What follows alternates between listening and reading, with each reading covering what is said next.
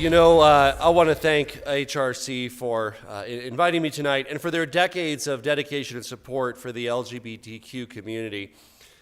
We've come a long way, and we have a long way to go. When I was first elected to Congress 10 years ago, almost 10 years ago, we were very hopeful. That was the year Barack Obama was elected, 2008. Of course, it's the honor of my life to have worked alongside President Obama to rein in Wall Street, to pass landmark environmental protections, to pass the Affordable Care Act, and to make substantial progress on equality. Progress was made both legislatively as well as judicially, but of course there's a lot of work to do. I've introduced bills like the Student Non-Discrimination Act, worked with my colleague David Cicilline on the Equality Act to provide workplace discrimination protections for LGBTQ people across our country, and they're not yet done. And even though we have protection from discrimination here in Colorado, there are over 30 states where people can still be fired for who they are or who they love. And despite being able to marry who they love, if they tell somebody about it at work the next day, their coworkers, they can literally be fired. And that needs to change. I was honored to be a part legislatively of ending Don't Ask, Don't Tell, really a powerful, emotional moment.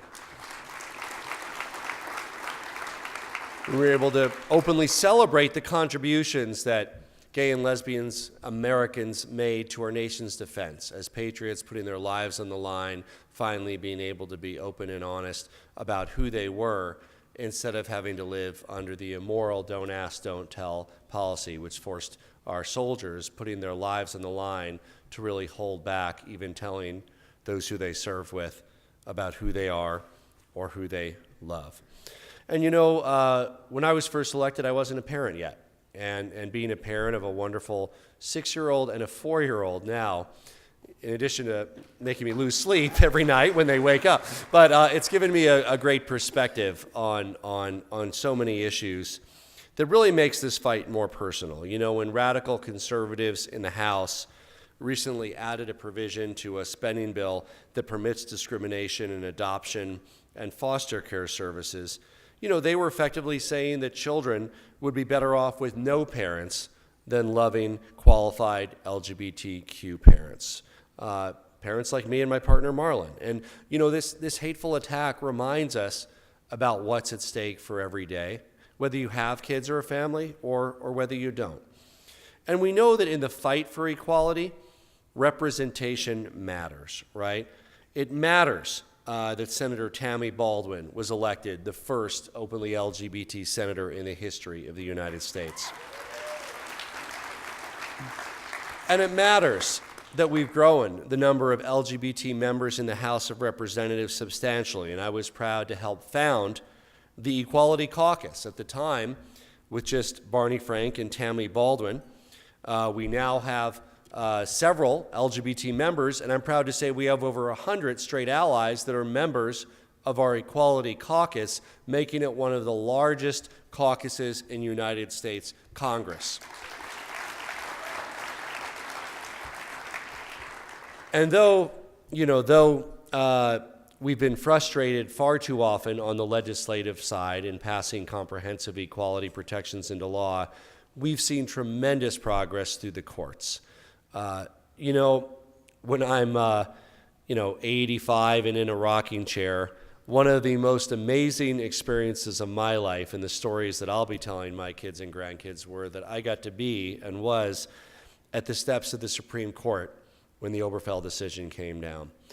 And if you could imagine the emotion of the thousands of people gathering there, not knowing which way the decision would go, not knowing if our hopes for marriage equality would be dashed by the court or whether our loving relationships would be recognized as marriages. And when the word came down through the runners that sprinted from the building to announce that we had won, you can imagine the excitement that rose and the thousands of people gathered there, almost all on our side, by the way, maybe a few angry demonstrators with their silly signs, but thousands of people just roaring with pure excitement and emotion that the Supreme Court had really validated that our relationships were worthy of being part of the institution of marriage, a cherished institution that's been at the heart of Western civilization and families.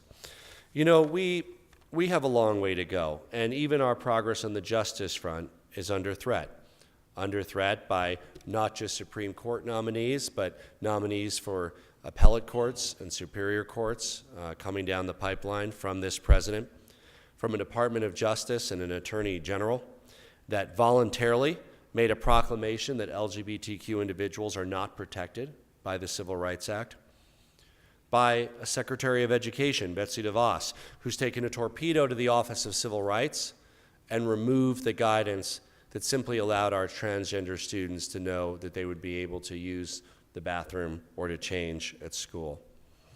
And as we know that this president has also continued his streak of creating seemingly impulsive policymaking on Twitter, even contrary to his own generals and military staff's advice about banning transgender individuals from serving in the U.S. military. And you know, this kind of policy is not only an assault on all of us in the LGBTQ community, but it also reduces our security as a nation. By kicking perfectly capable members of our military who met and exceeded their performance reviews out simply because of who they are, reduces our preparedness as a country to handle the international security challenges that we face in an increasingly complex world. So while we've come a long way, we have to realize how fragile that progress is. How fragile it is because elections matter.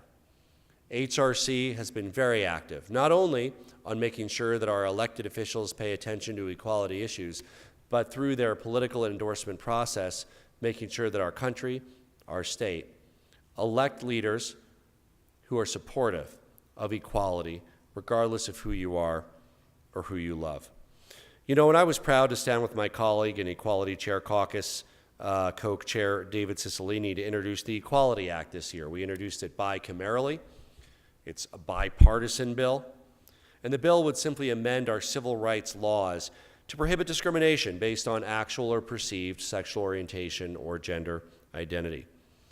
I'm proud to say that it was crafted with input from civil rights leaders like Congressman John Lewis and others to make sure that nobody is discriminated against because of sexual orientation or gender identity on employment, in education, in credit, in jury service, in housing, in federal funding, in public accommodations, in all the areas that in too many parts of our country, not only is discrimination legal under state law, but is pervasive across many areas of many states. So look, Betsy DeVos, Jeff Sessions, Donald Trump, they might be ignoring the rights of LGBTQ Americans, but with your help, they can't hold back the tide of social progress. In Washington, in Denver, across this country, we need to do everything we can to make sure that the broad progress of social support for equality is carried out by leaders of both parties so that these issues that we're talking about today are simply not issues in 10 or 20 years. We shouldn't have to be here fighting for our basic equality and to prevent people from being fired or denied housing simply because of who they are and who they love. We're not there yet, but with your help and support of HRC and the work of so many across our state and across our country, we will get there. Thank you again for having me tonight.